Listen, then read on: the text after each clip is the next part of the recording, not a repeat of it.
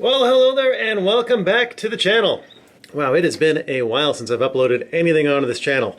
I thought today we'd fix that and take a look at another one of the guitars out of my collection. This super quirky old Fender Stratocaster that I've had for a few years now. As you can see on the headstock, this is kind of a weird guitar. Fender Stratocaster Floyd Squier series. Bit of a mouthful, a little bit strange, really neat, interesting, and there isn't a lot of information about these guitars floating around on the internet, so I thought, you know what? I've had this for a while. I can share some thoughts, opinions, and a little bit of background information on this guitar and what it's all about. Okay, so first things first, what exactly is this guitar? I mean, the headstock says Fender Strat, but it's also got that whole Squier thing going on, which makes you think, is this a Squier? And the answer to that is no, not really, but sort of. Let me explain. So the important thing to know about these guitars is, one, at the beginning of the production run for them, they were made in Japan at the Fujigen factory, so good factory, good quality building coming out of there. And they were only made for the 92-93 production year. That's how I know for sure this is a 92-93 model. They were only available that one brief period of time in history. After that, production seems to have shifted to Mexico. Now, the reason these were only made for that 1 year in the Fujigen plant and then production shifting to Mexico is just that. It looks like it was a transition year. This series of guitars seems to have been positioned sort of between Squier and more of your higher end Fenders. So at the time you would have seen things like the hot rod Fender Strats being produced. This is kind of like that, but not at all. There's quite a few differences just in the quality of components that were put on these. Not to say these are not a quality instrument, they definitely are. I mean, I personally haven't really played anything out of the Fujigen factory that wasn't quality. But I'll kind of go over some of the details, some of the specs, and that'll give you a broader idea more about what the differences are between these guitars, or specifically what you would expect to find on one of these. Oh, I will say, if you're more interested in tones, I'm not going to do a ton on that just because this guitar obviously is not in the stock configuration. Wouldn't really be much point of me doing a review on the way I have it set up currently. But if you are interested in just how this does sound like this, just follow these timestamps here, get yourself to the back of the video, and I'll do some playing there for you, okay? Now, of course, as most of you know, I'm a Mick Mars fan, and that's part of the reason why I picked this up. This, to me, kind of screams Mick Mars. I've always loved the look of Mick Mars' old beat-to-hell, vintage Strats, usually modded with a Floyd or something on it, just really, really cool guitars, and this definitely has that look, which drew me right to it. Interestingly, of course, is, you think more contemporarily, I'm pretty sure Adrian Smith from Iron Maiden now has a guitar which oddly looks quite similar to this one as well, be it a Jackson, but same headstock and green with this kind of flame finish to it, which is interesting. So the first thing we should probably chat about is the body. Obviously, when you're looking at this, it is quite clear that this is a Super Strat. I'm just going to go ahead and say that this one doesn't quite look like you would find one if you were to buy one of these new or find one used in basically unmodified condition. I've gone ahead and changed some stuff on here. When I found this thing, actually it looked like it had been through a war zone. The previous owner had put like some sort of film on top of the pick guard. Not sure why. It probably looked cool back in the 90s when it was done, but looked god-awful by the time I got it. Anyway, I took that off and I made some other modifications. I'll chat about that in a minute. And, got this thing into playing condition again. So the cool and obvious thing to talk about when we're looking at these is obviously this finish. This was called a photo flame finish. And what I mean by that is this is either just a thin veneer or a photo of a quilt top, which is placed on the body and then lacquered over. And you kind of see a little bit of movement actually in the quilt. I'm not sure what they used for this photo flame finish, but it looks quite good. One thing you will notice, you see cracks everywhere. See all these little cracks? That's really common for the photo flame series. You're going to come across guitars like this from this period that have cracks everywhere. I mean, I don't think I've seen any that don't. And this makes sense with that thin photo finish on top, the lacquer applied over it. Over years, expansion, contraction, drying, all sorts of factors coming into this. The finish will crack and start to separate. Personally, I think it looks really cool. Definitely the only kind of finish you're going to see that does this. And you know what? These days, with all the craze around relicking and that kind of stuff, this is pretty neat. And it's authentic, and it's a really old guitar. So yeah, I kind of like that. Now, another thing I should mention about this photo flame finish, I mean, you and I both look at this, and it's quite clearly green to us. When this was new, it was actually gray. These were sold as gray. Actually, check this out too. You see, even though it's just a photo finish, it does kind of move with the light a little bit, which is pretty neat. But anyway, yeah, this when it was new would have been gray. Now, the interesting thing that's happened is over the years, just oxidization, everything else probably in the lacquer, it's turned green, and not just any green. I mean, that's a fairly vibrant green this one's turned, which is great. You can see here on the back. The back's a little bit more more of the silvery gray like it would have been. It's starting to turn. You can see it up here in that corner quite a bit, but really neat. They didn't come this colored. They've just turned this color over, you know, the last 30 years of aging, which is really cool. Now, another thing that's kind of quirky about these photo flame finish Fender Squier series Japan guitars is the actual contours of the body itself. Stay with me on this one. I know this sounds a bit crazy, but this is not quite contoured like any other Stratocaster you're probably going to play. You can tell right up here, this is barely contoured at all on the corner there for your armrest. Here's one for contrast. This is another Fender Japan guitar that I have, and you can see here the contour is much deeper, a little bit more not a little, way more forgiving for your arm. Just a kind of neat feature which differentiates this particular run of guitars. And the same can be said too for the back. Again, the beveling back here for the tummy cut, not nearly as aggressive as you'd find with like a modern production Strat. Don't know why they were different. Kind of quirky. I kind of like it just because it is slightly different. And it's kind of one of the ways you can tell these guitars right away, because you see these pop up all the time and people always look at them like, what the heck is that? They're weird guitars. The other thing I should mention too is just in general, the contours, like even the horns, they feel kind of bulky compared to, you know, a regular Strat. I don't really know how to substantiate this, but if you look at this horn here and then you look at this horn, to me this one looks a lot sleeker. This is a bit bulkier. Not a bad thing, just a difference. Now, when you look at this one, obviously this one is, you know, just a humbucker and a single coil. They didn't come like this, as you probably saw in the picture I showed earlier. These came as HSS, at least the ones that I've come across. I still actually have the pickguard for that. Hang tight. And there it is. That's the this is the stock pickguard. You can tell I cleaned it up from the first pictures, right? So this was the configuration they came in. It was just humbucker, single. As you can see, 30-year-old guitar. These were probably white when it was new, and they've just kind of naturally aged to this cream color along with the knobs. I might stick this back in. I haven't really decided yet. I just kind of like the look of it the way I have it now, and it suited my purposes, but really quality switching. These all sound fantastic as well. I'll see if I can leave a video to somebody else who's got one of these in this configuration with some playing clips, and you guys can check that out. If I find one, I'll leave a link somewhere in the description for you. This one, of course, is different. I've obviously gone for the humbucker single configuration. We've got a lace sensor gold up here in the neck, and I've got a Wilkinson Classic overwound here in the bridge.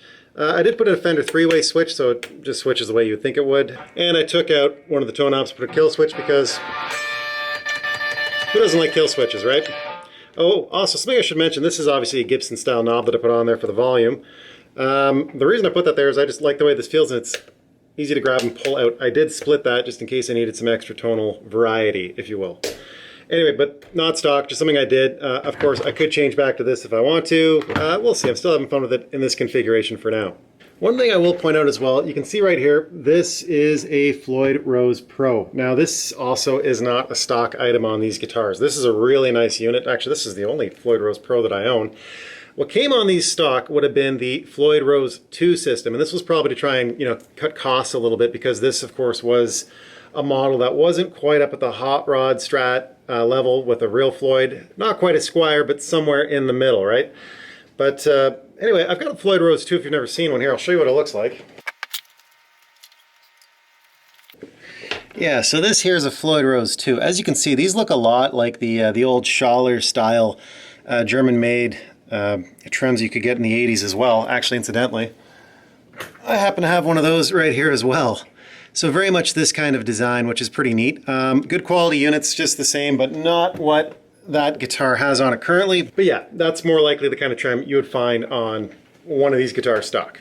Now, as far as the wood used in the construction of these particular guitars, it's a bit of a mystery. Nobody really seems to know what was used to build these. I'm pretty sure this was basswood, just based on the weight, the fact that it was built in Japan at that period. Seems to be a common choice. There isn't really much floating around on the internet to confirm this or deny it, so if you know, please leave me a comment. Would like to know. I will say, I'm thinking it is basswood just because it's so light. This has got to be the lightest Strat I own. Part of the reason why I bought it. I mean, if you're playing a gig, every little pound counts if you're playing for more than an hour. So yeah, this is nice and light, which is a back saver.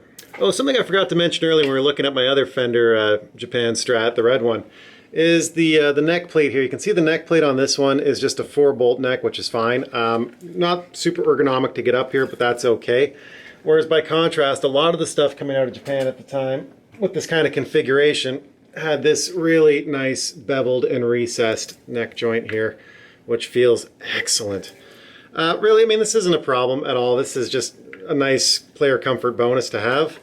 I'm sure that probably just comes down again and is reflective that these were trying to be somewhere between this and like a Squier actual line of guitar, right? So this makes sense with the square back, and honestly, I've got no problem with it. I like it. All right, let's talk about the neck. Okay, so first things first, the immediate thing you're going to notice when you grab one of these and play it, the neck profile itself feels really good. Feels very similar to the other Strats I have out of Japan from this period. But the obvious thing, and this kind of irritates me a little bit, sometimes, it depends what kind of music I'm playing. I mean, it's got a Floyd Rose on it, right? But we've only got 21 frets. Now, that can be a little problematic depending on what you're playing, but realistically, not the end of the world. Obviously, the scale length is your regular Fender scale length. No surprises there, 25.5 inches. The fretboard is rosewood, as you probably have already noticed. The frets, to me, look like medium jumbos, which is pretty nice. They feel pretty good. I gotta say, honestly, the neck, all of this is very comfortable. Plays quite beautifully. I haven't had to do any work on this neck, which is saying something. This is over 30 years old, this guitar, but lovely, lovely neck as far as comfort goes. You can play this all night long. You're not going to get a hand cramp. Really, really comfortable. Obviously, we've got a lock nut up here because it's a Floyd guitar. And of course, the ultra quirky headstock here with the really bizarre Squier stamping on that. It's such an odd thing, this, but I kind of like it. Bit of a conversation starter, of course, with anyone who's a Stratocaster enthusiast, just because this is a weird guitar. And if you flip it over onto the back side, obviously it looks just kind of like your standard Strat fare here. We've got the regular skunk stripe as you've come to expect on Fenders. And, oh, right here, the tuners. I will say this is kind of the weak point on this guitar. These are the original tuners. They're unbranded. There's nothing wrong with them. They feel pretty okay, but they're nothing too special. Again, this doesn't matter. This is a lock nut guitar, so yeah, these just get you kind of in the ballpark. Obviously, your fine tuners here are going to be doing all the heavy lifting. But yeah, pretty standard stuff. Plays well, stays in tune, obviously, perfectly. It's got a Floyd. Great, great neck. Oh, just while I'm talking about the Floyd, kind of a neat thing, and you see this on older 80s guitars, is the Floyd Rose mounting for the nut in behind here with these two little holes.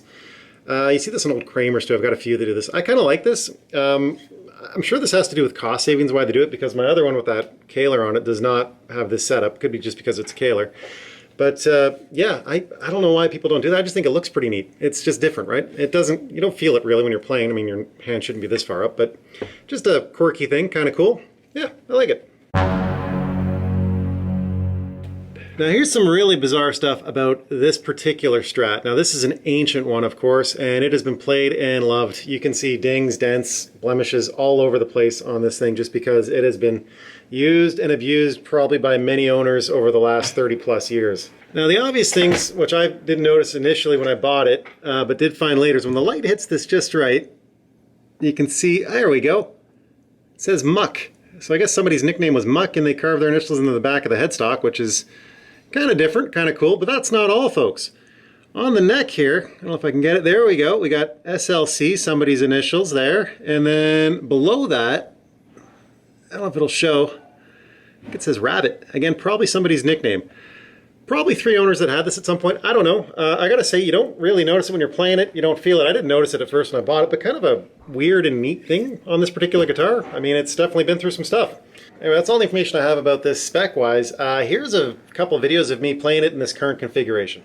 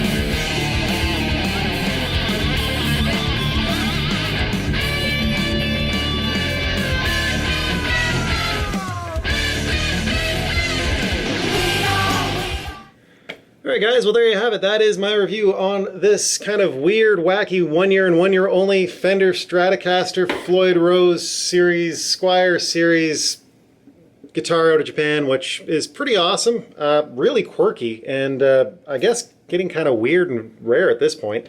Really neat guitars. They're not super duper expensive. They are creeping up in price, but of course that is to be expected, even as this is a transition year for Fender and these would be moved over to Mexico for production. It is still indeed a Japanese-made guitar out of Fujigen, so really excellent attention to detail as far as the fit and finish of the instrument itself from that factory. Top-notch craftsmanship. Oh, and one thing I will say about this that people keep asking about this series of guitars. I guess once production did shift to Mexico and elsewhere, I think some of these might have been plywood. You can actually see, if you look in here in the routing, that no, this is a solid piece of wood. There's no plywood here. Anyway, solid body guitar made out of solid wood. Who knows what it is? Probably basswood. Really excellent guitar. Anyhow, fantastic guitar. Really great playability on this, as you'd expect from really any Fender Strat. Honestly, even though it's called the Squier series, this to me feels and plays like all my other Strats that I have. Really nice quality instrument. So yeah, I highly recommend these. If you find yourself in a position where you can take one for a spin, definitely give it a rip. Great guitar. Anyway, that's all I got for you guys today. I hope you enjoyed this video. If you did, please make sure you consider hitting that like and subscribe button. And as per usual, just keep on shredding, and we will talk to you in the next video. Bye for now.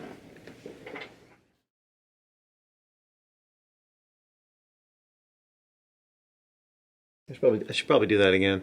Let's do that again.